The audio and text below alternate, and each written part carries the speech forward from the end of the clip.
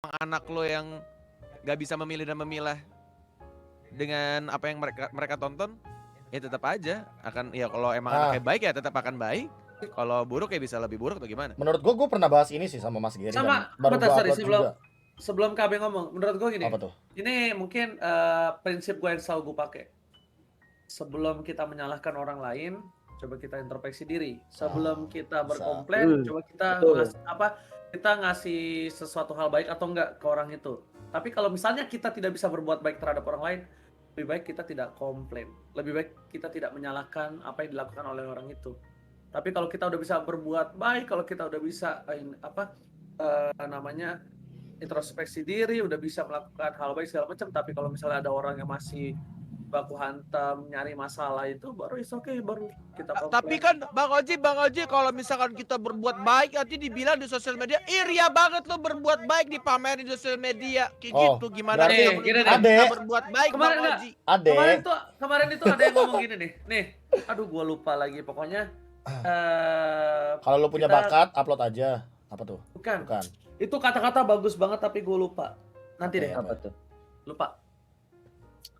Astagfirullahaladzim, lupa gue ada tuh. Pokoknya intinya. Buka TikTok lu dulu. Lebih parah berbuat baik daripada berbuat jahat. Jadi parah dong berbuat baik. Parah dong berbuat baik. Terbalik. Oh, Abed lu bersihin rumah. Parah banget sih lu. Siapa yang kemarin yang ngomongnya? Aduh, gue lupa. Gila lo, Bet. Masakin nasi terus buat kita. Parah lu. Parah banget sih gua. Gue pengen coba nge-like anjir. Aduh, gue lupa. Pokoknya intinya kalau misalnya lu jangan pernah mengomentari orang yang berbuat baik, sedangkan lu aja belum tahu berbuat baik apa lu tidak berbuat baik. Pokoknya intinya kayak ada orang baik, jangan lo komentarin, karena yang lebih parah adalah orang yang berkomentar tapi dia tidak berbuat apa-apa. Ini ada juga dari komentar gue nih, dari Malik nih. Lebih baik pamer atas kebaikan daripada menjatuhkan orang tanpa tahu situasinya. Situasi. Lebih baik terlihat buruk daripada kelihatan baik tapi isinya busuk kalau tadi nggak tahu siapa di kolom komentar gue. Tapi kadang salah satu buku itu yang kayak seni untuk bersikap bodoh amat itu penting loh. Maksudnya ya udah daripada kita salah ngomong atau kita nggak tahu apa-apa soal orang lain, kan kita belum tentu tahu orang lain kan. Jadi lebih baik diem aja gitu loh. Nah, itu juga ada yang komen nih. Ada komen nih, Be. Apa? Padahal niatnya Rek baik juga batu-batu air. Dan itu yang selalu gua tanamkan di diri gua. Ketika kita mau melakukan baik, pasti semua orang nggak mungkin kita bisa bikin semua orang suka. Benar. Ya. Maaf ya. Benar. Satu contoh, iko-ikoyan dari Arif Muhammad Pocong, siapa yang nggak tahu, udah viral banget di mana-mana. Tapi banyak yang nggak suka. Kenapa? Karena terganggu. Karena terlihat mental miskinnya bilang kayak gitu. Karena terlihat orang Indonesia jadi ngemis-ngemis, tapi coba deh kita lihat dari sisi baiknya. Sisi baiknya ternyata ada orang di luar sana yang benar-benar butuh bantuan dan dia tidak mengemis, akhirnya tergapai. Akhirnya tercapai. Oh, ternyata ada seseorang di sana yang lagi butuh banget buat keluarganya yang udah benar-benar udah nggak tahu dapat dari mana, ternyata karena adanya iko-ikoan itu terekspos dan dibantu. Terbantu ya. Jadi sebenarnya banyak ya hal plus dan minus dan tidak bisa nih. Apa yang kita omongin di sini aja itu nggak bisa plus dan minus juga. Nggak bisa plus semua. Pasti ada minusnya. Pasti ada minusnya. Kita nggak bisa. Karena kalau nggak ada plus minus, nggak bakal ada yang benar. Ya kita nggak balance. Kita mesti ngeliat nggak cuma dari satu sudut pandang aja sih. I mean iya.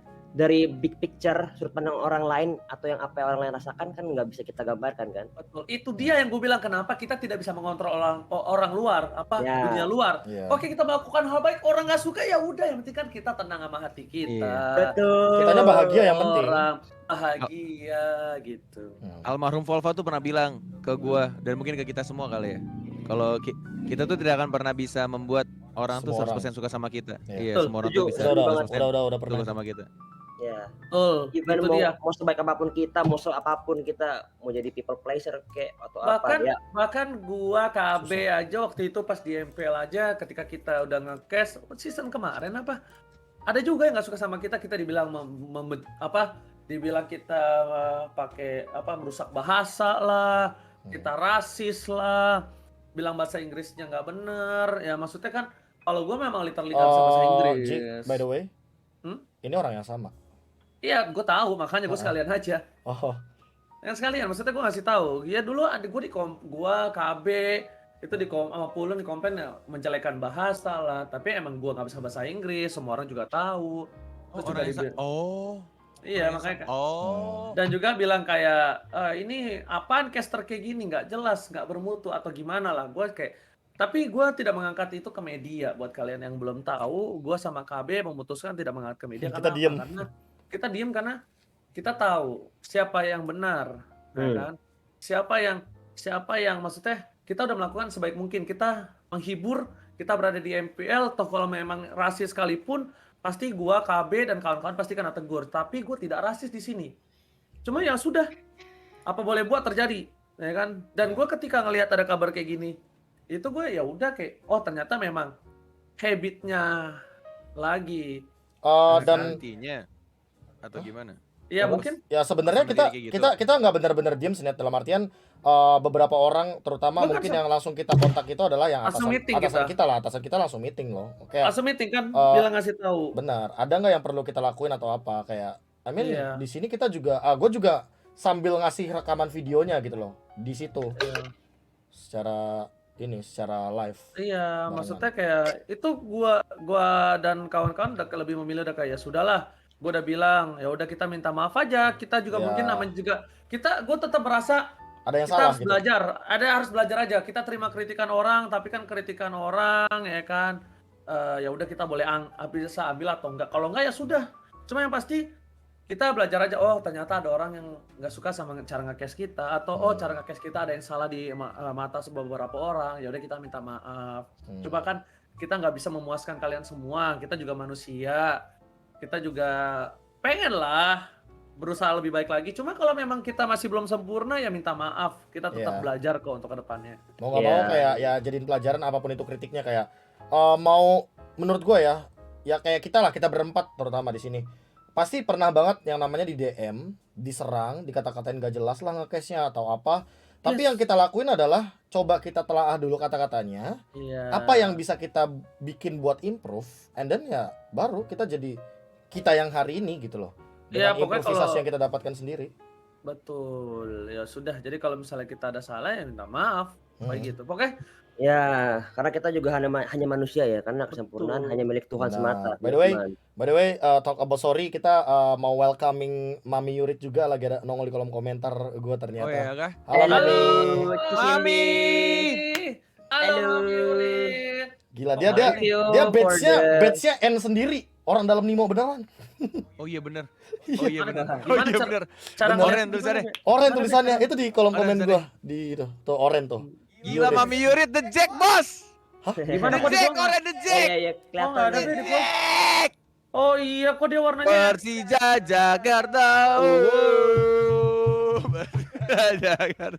Oren tuh beda sendiri, Cok. Pantes Kornet kalau gua ajak ayo mulu anak The Jack ternyata, Cok. Enggak, Cok. Gua bukan anak Jack Viking, Cok. Gua di Ini Bandung nggak- aja deg-degan gua. Nih, ada yang ngomong. Ada yang ngomong nih. Gini gak sih Bang Oji, bersih belum tentu suci, kotor belum tentu kotor. Betul. Benar. Ya, Oji pokoknya kotor tetap kotor. kotor banget. Gua mandiin. Kotor. Ini baru saya mandi. Iya. Siram. Dia Biar bersih. sumpah ya Net ya, dia yang bikin peraturan loh. Kalau misalkan nyentuh kasur nggak boleh ini kan, nggak boleh kotor. Kalau dia yang kotor Iya. sih kacau sih. Emang mandi pasti gua pasti kalau nggak di bawah tiduran di lantai. Kalau udah nggak kuat. Oh iya. Pasti kalau udah nggak kuat tidur lantai, kalau enggak bener-bener ini mandi dulu. Gua nggak pernah lihat lo tidur di lantai tapi. Tidur anjing nungguin itu terus mulai kebangun baru bersih-bersih. Gue juga pernah tuh ketiduran di lantai itu, hilang gua. Iya. Gue pernah lagi tidur ditarik-tarik ke kamar Bang mandi. Oji, Bang Oji bahas bocil spoiler MPL. Nah, ini sekali lagi sama sebenarnya. Ini tarik ulurnya dari depan sampai belakang ini sama nih. Kita nggak bisa nih, guys, ya kan, untuk Mengatur. berhenti tuh bocil nge-share. Cuma kita coba kasih masukan ke MPL atau nggak kita kasih masukan ke para player atau ke para panitia, ya kan? Ya sudah. Nah, tapi ini gue mau kasih kasih tahu satu hal fun fact-nya. Yang tadi kita bahas di sana, CEO-nya itu dulunya adalah mantan tim EVOS, tim yang dia tunjuk adalah salah satu sebuah tim e-sport gitu. Itu fun Ngerti fact ya, nggak? itu fun fact. Itu Fun fact-nya. historical mungkin yang buat teman-teman yang belum tahu gitu loh. Kalau seandainya back again itu beliau juga pernah gitu di tim sebelumnya. Tapi kalau ngomongin ini emang gak bakal ada habis-habisnya karena back in the day ya kita cuma manusia biasa yang berusaha untuk menyenangkan diri kita sendiri, menyenangkan orang yang ada di sekitar kita, dan balik lagi kita nggak bakal bisa menyenangkan orang lain. Dan kalau urusan yang history dan segala macam, gua bisa bilang kenapa oke, mungkin kenapa orang-orang pada manggilnya bocil-bocil, ya nggak sih? Karena mungkin menurut mereka ya itu kesenangan mereka gitu loh. Kayak, gue tahu nih hasilnya duluan, lu nggak tahu gitu. Abed nggak tahu hasilnya, Cornet nggak tahu hasilnya, KB Ranger Mas nggak tahu hasilnya, tapi gue tahu, gitu-gitu. Ya mungkin itu kesenangan dia gitu. Ya terus kita mau ngapain? Nggak, ya kita nggak bisa ngapa-ngapain. Oke, Ya, oke. karena kesenangan orang juga beda-beda kan. Iya, kesenangan orang beda-beda. Ada kok yang ternyata seneng loh nge-share seperti itu. Tapi Tapi itu ya mereka dapetnya dari mana sih? setahu gua, jadi intinya tuh dia ngecek satu-satu profil dari Iya, si niat banget. pro player MPL-nya itu. Ternyata ada yang tidak di hidden Oh, I atau tidak di hide jadinya. Nah, sama Gokil ya. ini. Dan Gua ada lagi ngeceknya nih. dari kalian nge-Quest. Ya Bener itu kan juga. beda. Lo kan tinggal buka Itu- pintu kita. Itu live. Itu live on point. Ada Aris dari Benar. Aris nih, brother gua. Oji, menurut Five Brothers tentang taunting gimana Ji? Akhir-akhirnya di MDL ada taunting juga. Coba Cornet dulu. Apa? Tentang Taunting. taunting Taunting. menurut Cornet tuh gimana? Karena Cornet ini yang salah menurut gua ya. Cornet ini adalah salah satu orang yang notice soal taunting dan terciptalah tas-tas ala Cornet. Setuju. Mungkin karena gue basicnya orang entertainment di radio ya, terus kayak gue dari awal masuk ke dunia e-sports pun nggak tahu ya, gue tipe yang kalau misalkan sekolah atau misalkan gue kuliah, kalau materi pelajarannya itu terlalu serius banget, itu akan membuat gue ngantuk dan gue nggak fun dan nggak enjoy untuk menikmatinya. Dan gue mengibaratkan sebuah pertandingan di e-sports itu adalah materi kuliah atau sekolah ketika kita lagi belajar. Kalau emang terlalu serius banget, menurut gue akan terlalu boring dan kayak ya udah, ya lu akan dapetin ilmu banyak dengan e-sports, lu bakal dapat pendidikan terus, dikasih tahu tentang alurnya tuh bakal serius terus, bener-bener kayak profesional banget, bener-bener kayak, tapi ujung-ujungnya bakal jadi boring karena gitu-gitu terus. Dan menurut gua untungnya ketika gua masuk ke e-sports tuh udah mulai ada tuh yang tengil-tengil tuh yang bikin jadi kayak lebih berwarna aja, lebih asik aja nontonnya. Dan tujuan mereka taunting juga bukan semata-mata kayak melecehkan terus akhirnya mereka keluar dari pertandingan berantem musuhan kayak gitu, enggak. Mereka juga pas keluar pertandingan udah santai-santai aja. Dan bahkan menurut gue di ML tuh tauntingnya gak ada apa-apanya sih dibandingkan di game-game yang lain gitu Belum loh. aja keluar. Iya. Siapa yang nice? Itu belum ada tuh yang kayak gitu tuh. Mau Iya. kemana bos? Nih. Mungkin gue pengen memilah dua dulu ya. Kayak ambil contoh kenapa sih disebut taunting padahal ini agak sedikit berbeda dengan konotasi aslinya. Menurut gue kita bisa bilang ada perbedaan antara taunting dan juga selebrasi.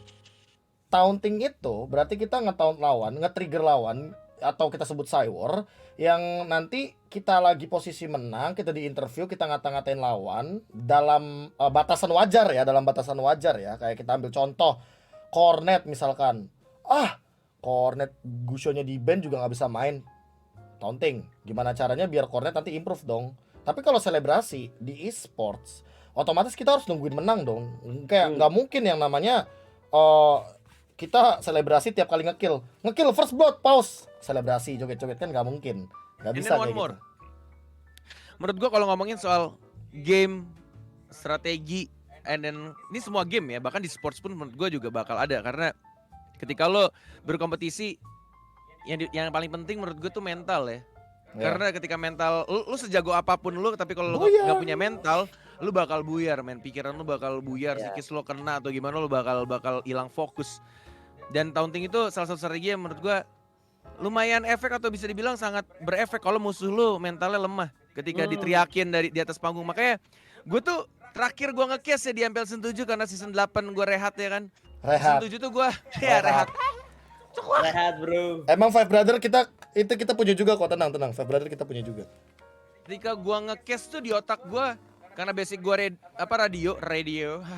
Gue tuh pernah diajarin soal theater of mind. Jadi kayak ngasih tahu, ngebayangin gimana caranya lu menyampaikan apa yang lu rasakan dan penonton lu atau pendengar lu tuh merasakan juga apa yang lu rasakan. Itu yang gue lakukan ketika gue nge-case di MPL Season 7. Ketika ada yang ngomong mampus atau ada yang ngomong mampus mati atau nice, itu gua omongin di caster karena gue pengen merasakan penonton tuh merasakan hype yang ada di panggung karena saat itu kan emang udah PPKM, udah COVID-19 juga, jadi kayak nggak bisa untuk penonton merasakan, jadi gue kayak pengen merasakan ini loh yang terjadi gitu loh. Kayak ini salah satu strategi juga oleh beberapa tim, bahkan kayaknya sekarang season 8 nggak di panggung juga sih, kalian yang nggak tahu ya, nggak kerasa event offline itu kayak gimana.